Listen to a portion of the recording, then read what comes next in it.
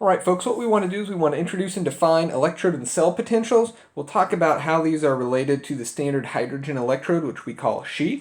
We'll go ahead and differentiate between oxidation and reduction potentials. And finally, we'll actually calculate E cell. Alright, so whenever we start to look at standard reduction potentials, what I want to do is I want to look at this from more of a Hess's law point of view, whenever we would look at combining multiple reactions to get some overall reaction. So here what we want to do is we want to combine two half reactions, one that's occurring at the anode, where we're seeing oxidation is occurring, and one that's occurring at the cathode, where reduction is occurring.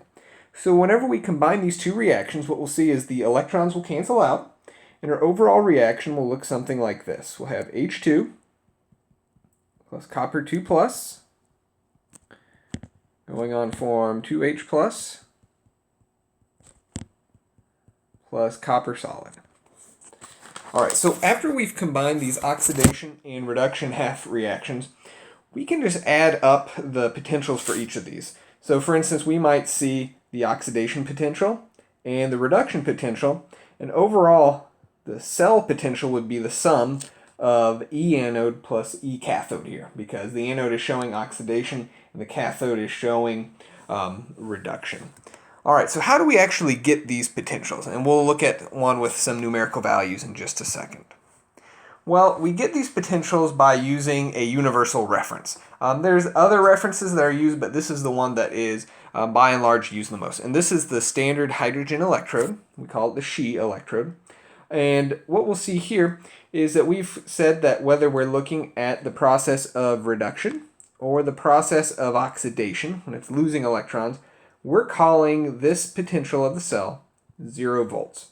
So any cell potential that we're measuring is compared to this, and they can be positive or negative values. So for instance, what we can see down here is we have a standard reduction potential whenever we have copper 2 plus gaining 2 electrons to go on to form copper solid. So its potential is 0.34 volts, and that is compared to, so since this is reduction, compared to the oxidation potential right here. Alright, so let's go ahead and see what this looks like.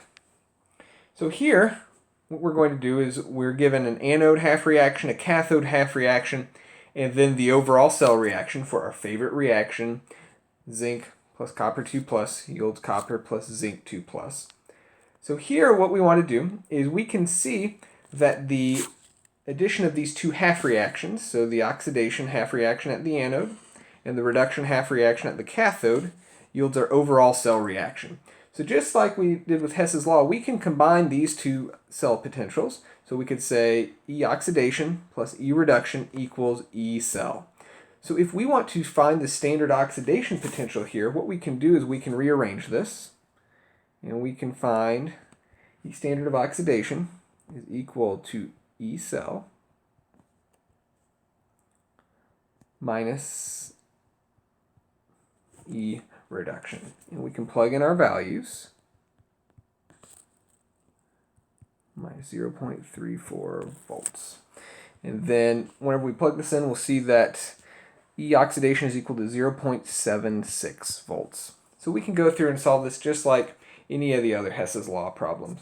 Whenever we are solving for E cell, we don't pay attention to the coefficients, okay? We're only going to pay attention to the difference between the oxidation or the addition of the oxidation and reduction potentials. We are not going to pay attention to if we had something where we needed to balance the electrons so the coefficients were maybe 2 and 3 respectively. So what we'll see is you can calculate E cell from the oxidation and reduction potentials, but it doesn't make sense to have a table that lists both the oxidation and reduction potentials. So what we'll see is most tables just list reduction potentials. So if we were to look at the anode reaction, we know that's oxidation. Well, the reduction of this zinc 2 plus would look like this. We'd have zinc 2 plus